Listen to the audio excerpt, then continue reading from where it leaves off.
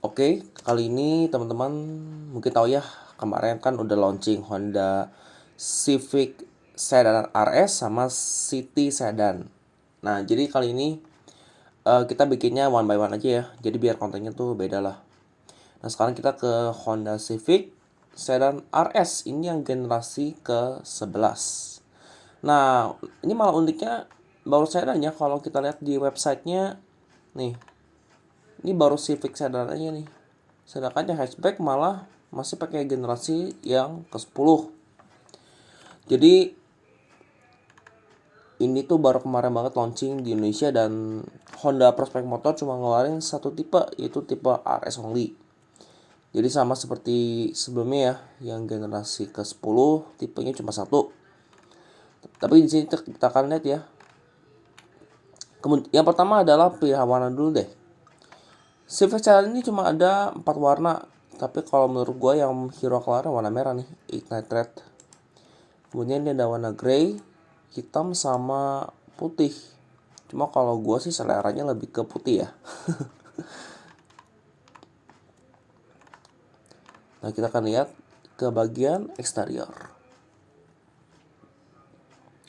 Nah, jadi eksterior ini kalau teman-teman perhatikan headlampnya nih sudah full LED termasuk DRL.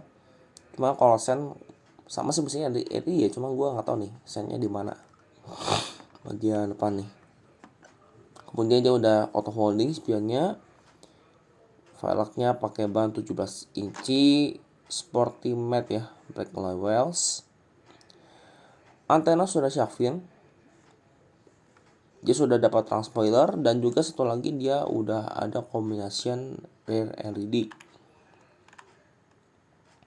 Nah, untuk harganya yang Civic ini dia cuman satu ya, tipenya cuma RS, harganya 567 juta. OTR Jakarta nih, bukan OTR Bandung ya. Nah, coba kita jajahi bagian Honda Sensing. Nah, jadi ini juga pertamanya di Honda Civic yang dijual di Indonesia, dia punya fitur Honda Sensing. Jadi semacam fitur radar lah ya. Yang pertama dia udah punya fitur CMBS. Kalau teman-teman perhatikan namanya tuh Pre-Collision Warning atau namanya Collision Mitigation Brake System. Jadi kalau teman-teman lagi misalkan kemungkinan bisa berbenturan sama mobil lain, apa jalan kaki. Jadi ini dia cuman ngasih peringatan ya, supaya mengurangi resiko tabrakan lah. Jadi ini bukan buat, maksudnya gini ya, kalau kita misalkan di depan ada orang, kita gas aja gitu. Jangan seperti itu, karena nih fitur safety kayak gini itu fungsinya buat mencegah, bukan untuk menghindari. Jadi untuk mencegah kalian supaya tidak tertabrak. Jadi jangan ditiru ya kalau teman-teman misalkan lagi di jalan ada penyeberang kita gas paksa, padahal kita tahu punya fitur CMBS tuh jangan ditiru lah. Jadi ini hanya untuk mencegah sih dan memberikan peringatan. Lantas kemudian ini ada fitur Adaptive Cruise Control. Nah, ini yang baru juga dan konon katanya yang Adaptive Cruise Control ini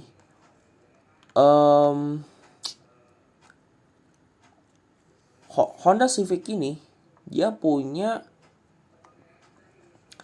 Adaptive Cruise Control sampai low speed follow. Cuma saya nggak tahu nih berapa kilometer per jam minimal yang bisa kita pakai ketika pengen pakai Adaptive Cruise Control. Tapi ini udah berguna banget nih buat di lalu lintas Indonesia.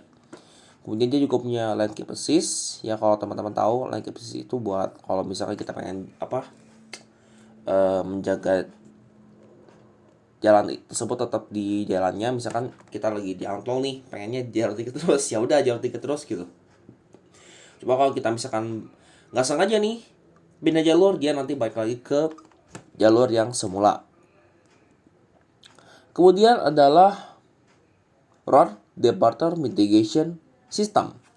Nah, jadi kalau tadi kan ada lane keep assist nih, kalau pengen kita biarkan mobil itu tetap di jalurnya, dan dia juga dibantu dengan Road Departure Mitigation System. Jadi kalau teman-teman itu kalau misalkan kita keluar jalur nih tanpa sengaja dan kita misalkan nggak pegang setir, nanti dia bakal memperingati dan mengembalikan mobil itu ke jalur yang semula. Tapi Anda tuh nggak boleh lepas setir, karena komuter juga pasti ngebaca dong kalau misalkan woi lu lepas setir, woi lu lepas setir. Jadi teman-teman jangan ini ya, jangan meniru adegan nih kalau misalkan lagi di jalan tol pengen apa kita nggak sengaja pindah jalur terus tuh jangan banget lah. Pokoknya ini tuh mencegah supaya kita nggak pindah jalur sih, road button mitigation system itu. Terutama kalau kita misalkan lagi ya misalnya lagi di jalan tol nih, bengong-bengong gitu.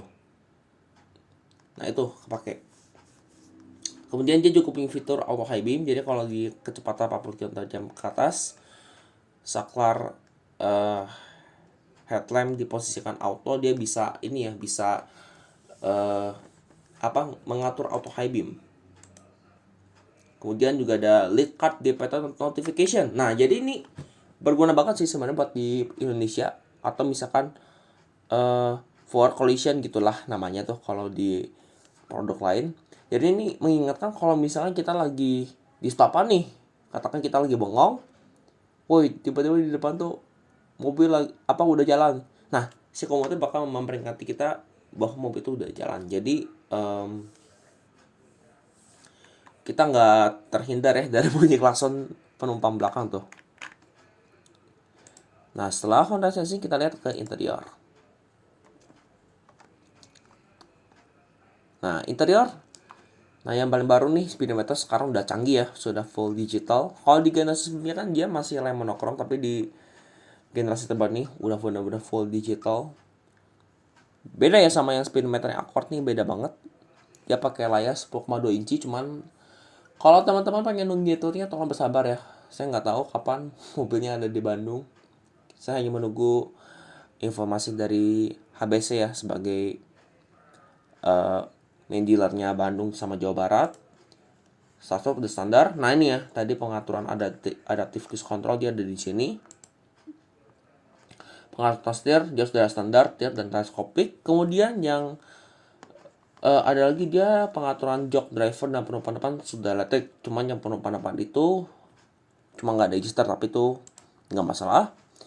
Kemudian fitur AC sekarang dia juga sudah dual zone. Jadi antara driver dan penumpang depan bisa set suhu udara masing-masing. Kemudian di bagian door trim dia sudah kulit, dan kerennya nih dia punya AMOLED nih. Tapi warnanya tuh kalau di sini di website nih warnanya merah sih. Tapi kita nggak tahu kalau misalkan secara kita lihat secara mata kepala tuh sama nggak sih. Kemudian ini ada LED shift knob dan setir. Dan joknya juga nih lumayan keren nih. Dia bahannya tuh kombinasi suede sama kulit. Dan dia stitchingnya warna merah. Kita ke teknologi. Nah, teknologi yang dimiliki Honda Civic Spark Indonesia ini benar-benar luar biasa ya. Pertama, head unit. Dia sudah terintegrasi dan support Android Auto, Apple CarPlay. Tapi nggak tahu ya apakah dia udah wireless atau masih connect ke kabel. Tapi seenggaknya dia udah bisa konektivitas Android Auto, Apple CarPlay, tapi untuk vehicle semua lengkap di sini ya. Jadi ini benar-benar sudah terintegrasi. Kemudian fitur lengkap lagi dia punya Honda Smart Key Card. Jadi kuncinya ini baru ya. Katanya tuh kuncinya tuh kayak bentuk kartu. Dan dia juga sudah punya fitur walk away auto lock. Jadi kalau misalnya kita tinggalkan mobil, dia bakal ngunci secara otomatis. Kemudian udah ada remote engine start, dan dia juga punya fitur lane watch. Jadi mirip kayak di BRV yang tipe tertinggi. Kemudian kita ke bagian mesin. Untuk mesin, sebenarnya hampir sama seperti Honda Civic sebelumnya yang generasi 10. Dia 1500 cc 4 silinder dengan turbo, dan dia VTEC, tapi tenaganya meningkat. Kalau sebelumnya dia 173 PS, di Civic terbaru ini naik 5 PS jadi 178 PS. Serta torsi yang sebelumnya cuma 220 Nm, dia meningkat menjadi 240 Nm. Disalurkan ke dua roda depan dengan pilihan transmisi CVT aja, jadi nggak ada pilihan transmisi manual ya di Honda Civic ini. Lantas juga dia punya mode berkendara. Nah, nih dia ada Eco, Sport, dan normal. Jadi kita bisa mengatur sensasi berkendara Honda Civic ini. Kemudian dia ada passive, ini standar. Suspensi menggunakan McPherson strut dan multilink, dan sudah Euro 4. Untuk safety, tadi selain Honda Sensing, dia udah standar ya, vehicle stability control, rear start assist. Nah yang baru ya, rear seat reminder, alarm sama e-mop sama walk away auto lock. Dan airbag juga dia udah 6. Untuk comfort achievement, kita lewat aja, nggak ada. Oh ada nih. Nah, dia punya door switch panel. Autonya dua depan ya, ya kayak di generasi sebelumnya. Cup holder, glove box standar nih. Tapi spion tengah sudah auto dimming. Dan bagusnya lagi sekarang USB charge-nya ini ya, bentuknya USB ya, bukan yang power outlet. Nah nih, lampu baca LED, console box. Dan dia juga ada satu varian aksesoris Honda nih. Kalau teman-teman tahu nih ada front grille garnish, ada spoiler, side under spoiler, ada belakang, talang air, trunk tray buat bagasi sama karpet. Nah, kalau kita lihat ke brosur ya, teman-teman bisa lihat nih brosurnya nih. Udah ada di Honda Indonesia. Nah, desainnya kayak gimana sih? Nah, ini kayak gini. Jadi desainnya bener-bener berbeda total ya. Dan banyak bertanya, itu harga yang sebelumnya saya sebutkan di sini 567 juta itu udah sama emisi. Udah ya, udah sama yang harga emisi terbaru. Dan Civic ini tentunya CBU ya, CBU-nya dari Thailand. Nanti kita bisa lihat warnanya nih, ini warna merah, ini warna grey, ini kayak gini bentuknya. Kalau desain belakangnya kayak gini nih, tuh sekilas ya kayak gini. Oh ya lupa ya, handle tuh dia hitam semua loh, ini handle di sini.